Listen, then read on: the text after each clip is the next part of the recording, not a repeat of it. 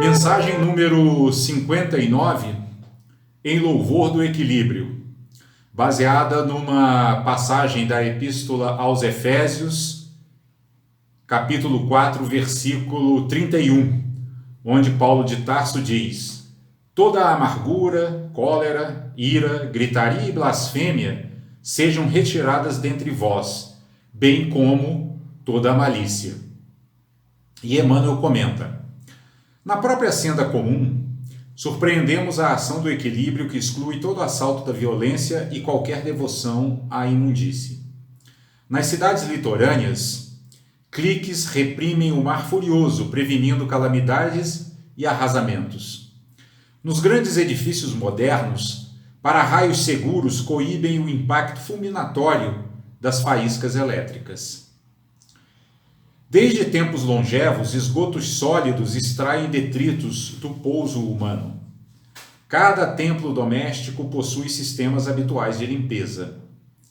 Entretanto, no campo do espírito, o homem desavisado acalenta nas fibras do próprio ser o lodo da maledicência e o lixo da mágoa, libertando os raios da blasfêmia e a onda letal da ira, ferindo os outros e atormentando a si mesmo. Quantas enfermidades nascem dos pântanos da amargura e quantos crimes se configuram no extravasamento da cólera, impossível enumerá-los. Se a mensagem do Evangelho te anuncia as boas novas da redenção, foge assim ao domínio da viciação e da crueldade. À frente da irritação e do desalento, da agressividade e da injúria, oferece o dom inefável de tua paz, falando para o bem ou silenciando na grande compreensão, porque em ti que guardas o nome do Cristo empenhado na própria vida, o reino do amor deve começar. Aqui é interessante, pessoal, porque nesse finalzinho dá para a gente fazer já uma conexão com a nossa mensagem da semana passada, do sábado passado, cujo título era Na Tarefa da Paz.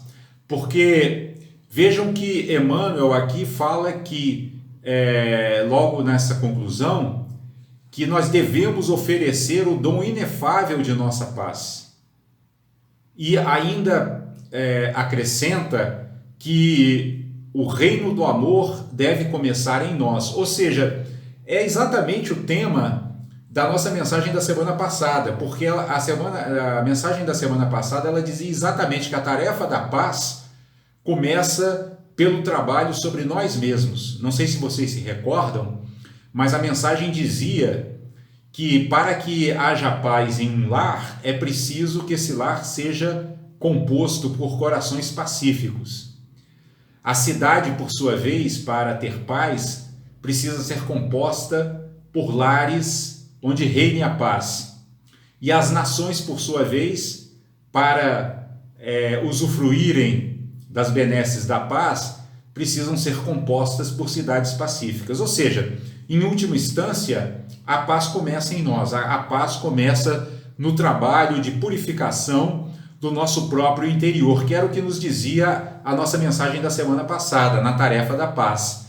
E essa mensagem de hoje, cujo título é Em Louvor do Equilíbrio, ela, poderíamos dizer, basicamente aborda o mesmo princípio por um outro ângulo, né, de modo a enriquecer a nossa compreensão da extensão do trabalho de autoaprimoramento que precisamos fazer em nossas mentes e em nossos corações.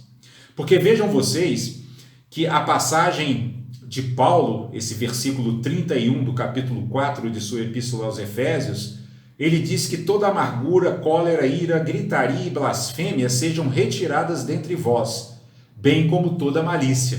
Então vejam que a mensagem de Paulo, a recomendação de Paulo de Tarso, ela aponta para a nossa responsabilidade no processo de autopurificação interior. Nós precisamos refinar nosso mundo interior, nós precisamos limpar nosso mundo interior desse lodo de amargura, cólera, ira, gritaria, blasfêmia. Aí poderíamos acrescentar raiva, medo, inveja, competitividade, orgulho, carência, todas essas coisas que maculam a nossa natureza divina, né, a nossa natureza luminosa, não nos permitindo acessar essa fonte de felicidade e paz genuínas, que são a própria essência do nosso ser, mas que se encontram encobertas por todas essas imperfeições.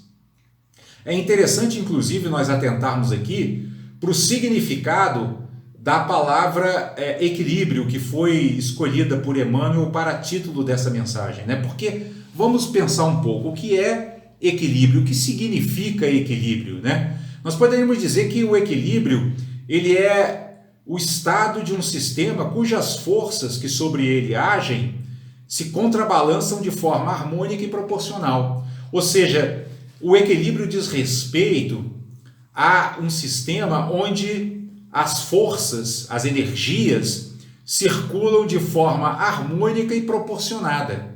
Ora, vejam que o nosso mundo interior, se ele estiver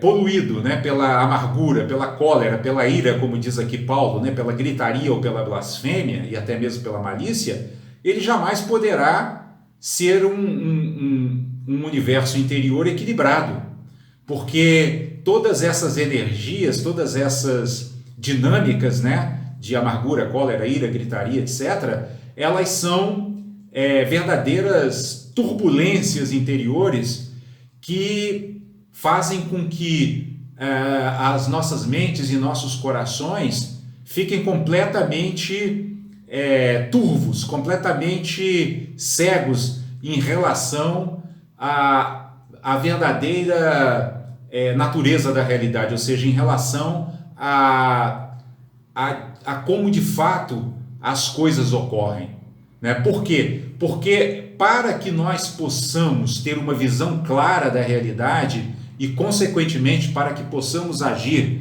de forma cristã, de forma compassiva, né, de forma equânime e amorosa, é preciso que nós estejamos numa condição de estabilidade mental, né? Ou seja, numa condição em que nossa mente não oscile de modo a que possa manter a lucidez e a clareza sobre as decisões que toma em todas as circunstâncias com as quais se depara.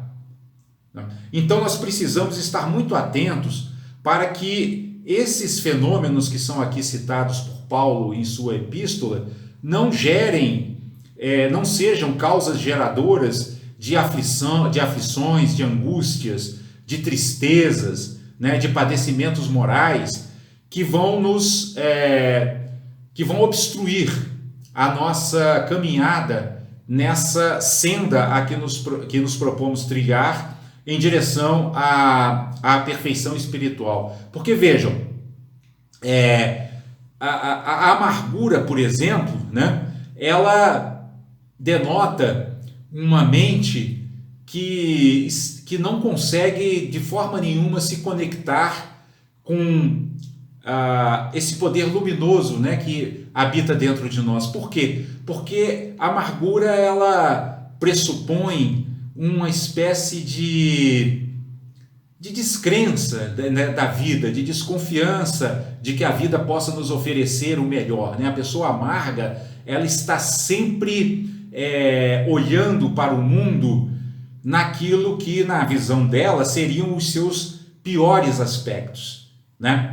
E aí essa sensação de amargura, ela vai se conectar com todas as demais que Paulo cita aqui, né? Como, por exemplo, a cólera, né? Que nada mais é do que um sentimento de uma violenta oposição, né? A tudo aquilo que nos contraria ou que supostamente nos prejudica.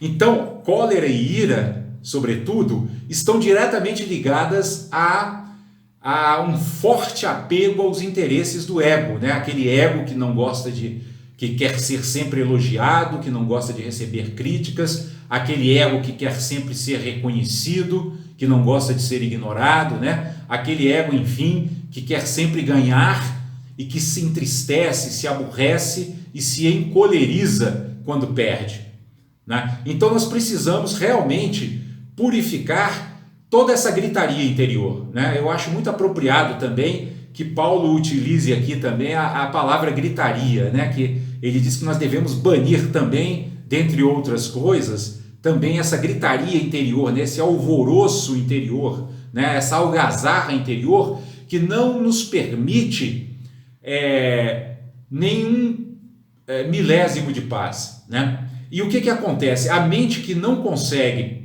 permanecer equilibrada, calma, harmonizada, ela não consegue enxergar nenhuma das necessidades espirituais que precisam ser superadas, né? Que precisam ser necessidades que precisam ser atendidas, né? E dificuldades espirituais que precisam ser superadas, né? A mente que se encontra em alvoroço, né?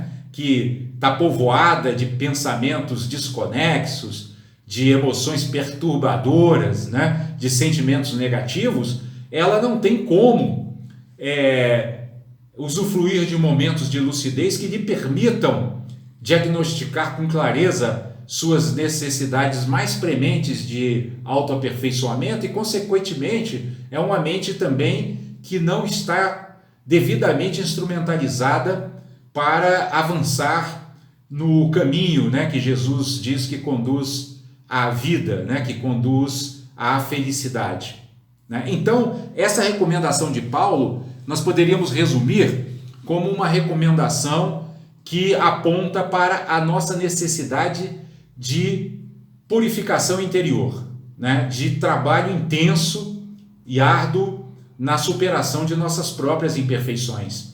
E Emmanuel, aproveitando essa passagem, ele desenvolve o seu raciocínio fazendo uma analogia com fenômenos externos, né? Com aqueles fenômenos com os quais a nossa mente comum, a nossa mente ordinária, está mais habituada. Por quê? Porque nós ainda temos uma mente muito voltada para o mundo externo, né? Nós ainda prestamos muita atenção às coisas que ocorrem ao nosso redor e muito pouca atenção ao que transcorre em nosso mundo interior. É por isso que Emmanuel vai usar todos esses exemplos, todas essas analogias do mundo externo, para tentar nos mostrar o quanto essas imperfeições que nós apontamos agora há pouco nos prejudicam, não só na nossa caminhada espiritual, mas até no nosso equilíbrio físico, inclusive. Por quê? Porque esses desequilíbrios internos adoecem o nosso corpo e desequilibram, inclusive, nossas próprias faculdades mentais comuns, aquelas faculdades mentais que a gente utiliza, inclusive, para sobreviver nesse mundo material. Então, dentre esses exemplos do mundo externo que Emmanuel utiliza aqui, ele começa falando que nós temos muita preocupação em construir diques para reprimir o mar furioso, ou então as grandes correntezas, né, para que elas não causem destruições. Mas nos de construirmos diques internos para que nossas explosões de raiva não causem estragos, tanto em nosso mundo exterior, quanto em nossa saúde física, como também até mesmo naqueles que nos rodeiam, né? Porque nossas explosões de raiva também atingem aqueles que estão à nossa volta, né? Então nós nos preocupamos muito com diques físicos, né? Que contenham as grandes correntezas, mas esquecemos de conter essas correntezas descontroladas que muitas vezes vicejam em nosso interior através de explosões de raiva, por meio de explosões de raiva, né? Um outro exemplo do mundo externo que Emmanuel utiliza aqui na sua mensagem é a construção dos para-raios, né? Para nos protegermos das faíscas elétricas, né? Entretanto, não temos muitas vezes nenhuma vigilância em relação aos relâmpagos de cólera que explodem em nossos corações, né? Destruindo o nosso equilíbrio e arrasando muitas vezes a nossa própria saúde física e o nosso próprio equilíbrio mental, né? Nós não nos preocupamos em construir para-raios internos, né? Que nos mantenham em segurança contra essas faíscas que muitas vezes até brotam de sentimentos, por exemplo, de pavor, né, de pânico, né, que são as expressões mais acentuadas do medo, que é uma das emoções perturbadoras básicas que nos atrapalham, né, no nosso cultivo cotidiano de um refinamento espiritual mais elevado, né? Aí Emmanuel ainda vai citar outros exemplos ainda mais duros, né, como por exemplo os esgotos, né? A gente se preocupa tanto, né, quando nosso corpo está sujo, né, está coberto de impurezas, está com aqueles odores desagradáveis, mas no mundo interior nós permitimos que mágoas, ressentimentos e todo esse lixo mental viceje assim livremente, sem que oponhamos nenhuma resistência muitas vezes. Vejam que Emmanuel está aqui apelando para exemplos do mundo externo, exatamente por saber que nós ainda não temos uma dimensão clara do quão prejudicial é para nós e para todos aqueles que nos rodeiam nós não estarmos vigilantes em relação a todas essas negatividades que ainda habitam em nosso mundo interior, né? É como se nós estivéssemos preocupados, por exemplo, com a limpeza de nossas casas, mas não nos preocupássemos que nosso coração estivesse envenenado, não é? Por ódios, né? Por contrariedades, por sentimentos negativos, né? Por vibrações pesadas que muitas vezes emanamos quando somos contrariados em nossos desejos ou em ou quando somos frustrados, né, em ilusões que construímos por força da nossa ignorância. Nós nos esquecemos que tudo isso são verdadeiros esgotos de energia pesada que nós permitimos que fique ali vicejando em nosso mundo interior, sem que nada façamos para despoluir esse ambiente interno. Então, como diz Emmanuel aqui na sua mensagem, é importante que nós nos mantenhamos vigilantes para que não sejamos como o homem desavisado, né, que acalenta o lodo da maledicência e o lixo da mágoa, além de os raios da blasfêmia e a onda letal da ira, dentro de sua própria mente, ferindo os outros e atormentando a si mesmo. São essas as palavras de Emmanuel, ou seja, é a coisa mais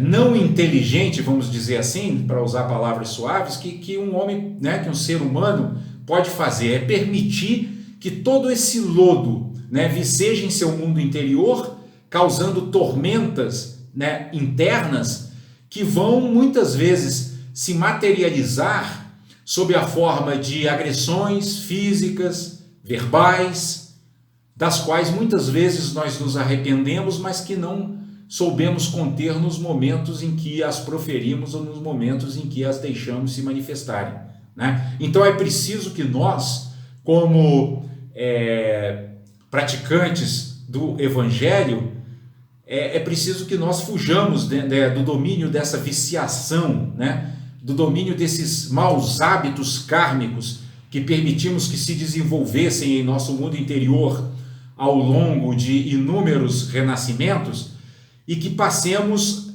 a nos comportar como discípulos zelosos que seguem permanentemente a recomendação de Jesus quando diz: orai e vigiai, a fim de não cairdes em tentação. Ou seja, é preciso que mantenhamos sempre um empenho em sustentar vibrações elevadas, para que possamos, sustentando essas vibrações, manter uma conexão com a espiritualidade superior, com as sabedorias que emanam do mundo sutil, nos orientando a agir com mais lucidez no plano físico, né? É preciso que nos convençamos que, se queremos que o reino de Deus viceje sobre a terra, como nos promete Jesus no Pai Nosso, né? Venha a nós o vosso reino,